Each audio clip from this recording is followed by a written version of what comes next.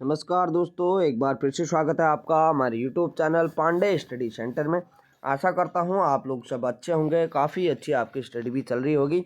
तो आज की वीडियो दोस्तों, जो उत्तराखंड सामान्य ज्ञान वन लाइनर जो सीरीज़ हमने स्टार्ट करी थी उसकी आज 26वीं क्लास यहां पे अपलोड कर रहा हूं। 25 क्लास ऑलरेडी अपलोड कर चुका हूं दोस्तों। अगर आपने वह वॉच नहीं करी है तो उन वीडियोज़ को ज़रूर से वॉच करें दोस्तों, क्योंकि इंपॉर्टेंट से इंपॉर्टेंट क्वेश्चन उन वीडियोज़ में हैं। तो प्लेलिस्ट का लिंक मैं अपने डिस्क्रिप्शन बॉक्स में दे दूंगा, वहां से जाके आप ज़रूर से चेक करें, उनको वॉच करें। ठीक है, तो पहला क्वेश्चन देखते हैं दोस्तों यहाँ पे। ठीक है, उत्तराखंड में इस्लाम धर्म की पहली मस्जिद किस स्थान पर बनी थी? तो उत्तराखंड में जो इस्लाम धर्म की पहली मस्जिद थी दोस्तों, वह किस स्थान पर यहाँ पे बनी थी कह रहा है। तो वह बनी थी यहाँ पे कहाँ पे? अल्मोड़ा में। ठीक है, इसका राइट आंसर होगा अल्मोड़ा में वह बनी थी। अगला है, प्रसिद्ध गौचर मेला कब से प्रारंभ हुआ था? तो प्रसिद्ध जो गौचर मेला है दोस्तों, वो कब से प्रारंभ हुआ था? वो साल 1943 से प्रारंभ हुआ था, 1943 से। आगे है गौचर मेला। ठीक है, गौचर मेला यहाँ दोस्तों महत्वपूर्ण व्यापार मेलों में से एक माना जाता है। ठीक है, गौचर मेला व्यापार मेलों में से एक माना जाता है। ठीक है, यह मेला दोस्तों उत्तराखंड के विभिन्न क्षेत्रों की कला और कला शिल्प जो होती है उनको प्रदर्शित करता है। इस मेले में रोज़ की जो ज़रूरी चीज़ें होती हैं दोस्तों, उनकी दुकानें आदि वहाँ पे लगती हैं।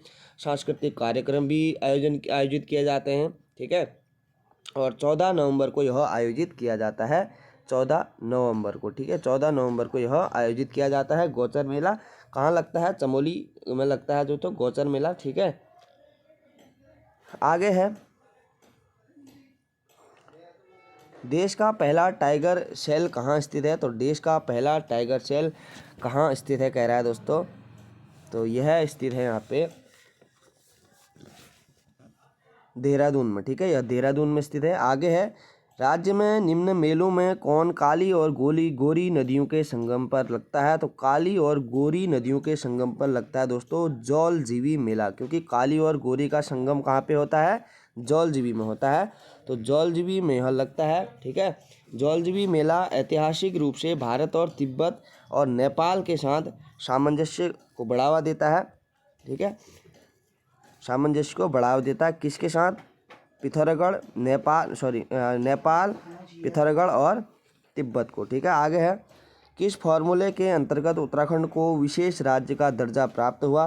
तो कौन से फॉर्मूले के अंतर्गत उत्तराखंड राज्य को विशेष राज्य का दर्जा प्राप्त हुआ दोस्तों? वह है यहाँ पे गाडगिल फॉर्मूला। ठीक है, कौन सा फॉर्मूला है? गाडगिल फॉर्मूला। यह फॉर्मूला भारत में राज्य योजनाओं के लिए केंद्रीय सहायता तथा आवंटन का निर्धारण करता है। गाडगिल फॉर्मूला, इसका नाम प्रसिद्ध वैज्ञानिक धनंजय रामचंद्र गाडगिल के नाम पे रखा गया है, गाडगिल फॉर्मूले का नाम। आगे है, गुलाब घाटी कहाँ स्थित है दोस्तों? तो गुलाब घाटी स्थित है काठगोदाम के आसपास, काठगोदाम। ठीक है, गुलाब घाटी। अगला क्वेश्चन देखेंगे, कुमाऊं का चाणक्य नाम से कौन प्रसिद्ध है? तो कुमाऊं के चाणक्य किसको कहा जाता है? कुमाऊं का चाणक्य हर्षदेव जोशी को कहा जाता है। चंद्रवंश के राजा दीपचंद का दीवान था यह हर्षदेव जोशी। ठीक है, आगे है, ब्रिटिश महिला हाईलामन जो सल्ला बहन के नाम से प्रतिष्ठित थी, उनका कार्य क्षेत्र था। तो उनका कार्य क्षेत्र राज्य में स्वतंत्रता संग्राम क्या था? उनका कार्य था जो हाईलामन। ठीक है, सरला बहन नाम इनको महात्मा गांधी ने दिया था, सरला बहन, और मूल नाम क्या था इनका? हाईलामन। ठीक है, ब्रिटिश महिला थी यह, लेकिन यह भारत में स्वतंत्रता संग्राम के उसमें जानी जाती है। ठीक है, प्रमुख स्वतंत्रता सेनानी थी यह। अगला है, उत्तराखंड में कौन सा नगर हरित क्रांति की जन्मस्थली नाम से प्रसिद्ध है? तो वह कौन सा यहाँ पे नगर है जो हरित क्रांति की जन्मस्थली के नाम से प्रसिद्ध है? तो वह है यहाँ पे, इसका राइट आंसर होगा दोस्तों पंतनगर। ठीक है, पंतनगर वह शहर है जो हरित क्रांति की जन्मस्थली के नाम से प्रसिद्ध है। अगला है, उत्तराखंड में कौन सा ताल अंडाकार है? तो उत्तराखंड में कौन सा ताल है जो दोस्तों जो है अंडाकार? ठीक है, तो इसका राइट आंसर होगा यहाँ पे भेंकताल। ठीक है, भेंकताल जो है, भेंकताल चमोली में स्थित है दोस्तों। ठीक है, चमोली सी कर देता हूँ मैं यहाँ पे, चमोली में स्थित है, अंडाकार है यह भेंकताल। ठीक है, और भीमताल पूछा जाता है तो नैनीताल में है, सहस्त्रताल टिहरी में है दोस्तों, और चौड़ाबाड़ी ताल जो है रुद्रप्रयाग में है। चौड़ाबाड़ी ताल से जो है मंदाकिनी मंदाकिनी नदी का उद्गम भी होता है, ठीक है। मंदाकिनी नदी का उद्गम होता है चौड़ाबाड़ी ताल से। आगे है उत्तराखंड की प्रथम महिला सत्याग्रही थी, तो उत्तराखंड की प्रथम महिला सत्याग्रही कौन थी? तो यह थी दोस्तों भागीरथी देवी क्या थी? प्रथम महिला सत्याग्रही थी। अगला है किसे अल्मोड़ा कांग्रेस की रीढ़ कहा जाता है? तो किसे अल्मोड़ा कांग्रेस की रीढ़ कहा जाता है? तो हरगोविंद पंत को दोस्तों अल्मोड़ा कांग्रेस की रीढ़ कहा जाता है। अगला क्वेश्चन यहाँ पे है देश का सर्वोच्च रक्षा सम्मान परमवीर चक्र प्राप्त करने वाले सोमनाथ शर्मा कौन सी कुमाऊं रेजिमेंट से थे? तो कौन सी कुमाऊं रेजिमेंट से? तो दोस्तों सोमनाथ शर्मा। तो इसका राइट आंसर है 4वीं कुमाऊं रेजिमेंट से थे, ठीक है, 4वीं सोमनाथ शर्मा। आगे है महान संत नीम करौली बाबा का आश्रम किस स्थान पर स्थित है? तो सबको पता ही होगा दोस्तों कैची धाम इनका प्रसिद्ध आश्रम है बाबा नीम करौली का। आगे है प्रसिद्ध स्वतंत्रता सेनानी सरला बहन का मूलतः किस देश से थी? जो थी सरला बहन, यह थी दोस्तों ब्रिटेन से, ठीक है, ब्रिटिश महिला थी, अभी हमने ऊपर देखा ना, तो ब्रिटेन से यह थी सरला बहन। इन्होंने दोस्तों सरला बहन के बारे में अगर पूछा जाता है तो इन्होंने महात्मा गांधी के साथ दोस्तों स्वतंत्रता आंदोलन में भाग लिया था और उसके बाद ही महात्मा गांधी ने इन्हें सरला बहन नाम से संबोधित किया था और सरला बहन की नाम की उपाधि इनको महात्मा गांधी ने दी थी और इनका वैसे नाम था, मूल नाम हाईलामन, ठीक है। अगला है उत्तराखंड का प्रथम जैविक जनपद है, उत्तराखंड का पहला जैविक जनपद अगर पूछा जाता है तो रुद्रप्रयाग इसका राइट आंसर हो जाएगा। अगला भू बैकुंठ प्राचीन नाम है, तो भू बैकुंठ किसका प्राचीन नाम है यहाँ पे? तो ये है दोस्तों बद्रीनाथ का प्राचीन नाम, ठीक है, भू बैकुंठ बद्रीनाथ का प्राचीन नाम हो जाएगा। अगला क्वेश्चन यहाँ पे देखेंगे जागेश्वर मंदिर किस शैली का है दोस्तों? तो जागेश्वर का जो मंदिर है वह किस शैली में बनाया गया है? तो केदारनाथ शैली में बनाया गया है दोस्तों। कौन सी शैली है? केदारनाथ शैली।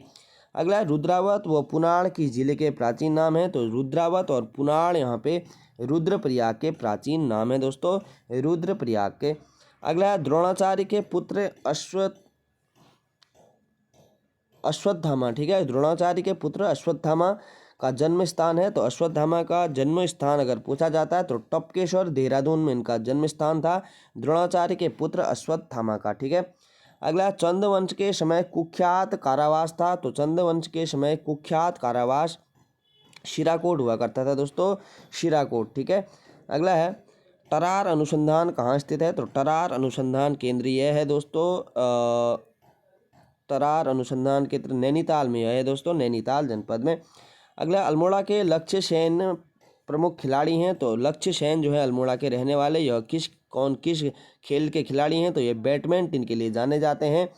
अगला है बुरांश मेला कहाँ लगता है? तो प्रसिद्ध बुरांश का मेला कहाँ लगता है दोस्तों? यह चमोली में लगता है बुरांश मेला, ठीक है।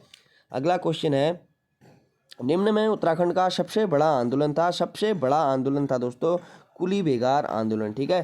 तो कुली बेगार आंदोलन था सबसे बड़ा आंदोलन। 1921 की यह घटना है दोस्तों, 1921 में यह होता है कुली बेगार आंदोलन, जो कि सरयू नदी के तट पर इन्होंने जो भी कुली बेगार की जो फाइलें थी, जो कि उसके दस्तावेज थे, सारी नदियों में बहा दिए थे, ठीक है। कुली बेगार आंदोलन यहाँ पे सबसे बड़ा आंदोलन था, ठीक है। अगला है रामायण ग्रंथ में वर्णित संजीवनी कहाँ पाई जाती है? तो रामायण ग्रंथ में संजीवनी कहाँ पाई जाती है? वर्णित संजीवनी जो है वो कहाँ पाई जाती है? तो यह हिमालय क्षेत्र में ही पाई जाती है दोस्तों संजीवनी, ठीक है। आगे पौंची नामक आभूषण पहना जाता है, तो पौंची नामक आभूषण पहना जाता है दोस्तों कलाई में, ठीक है। ये आभूषणों से महत्वपूर्ण क्वेश्चन बनते हैं दोस्तों एग्जाम में, ठीक है। तो आभूषण जितने भी उत्तराखंड के आभूषण हैं उनको आप जरूर से कवर करके जाएं एग्जाम होने से पहले। आगे सोमनाथ का ऐतिहासिक मेला किस स्थान पर लगता है? तो जो सोमनाथ मेला है दोस्तों यह मासी में लगता है, सोमनाथ मेला, ठीक है।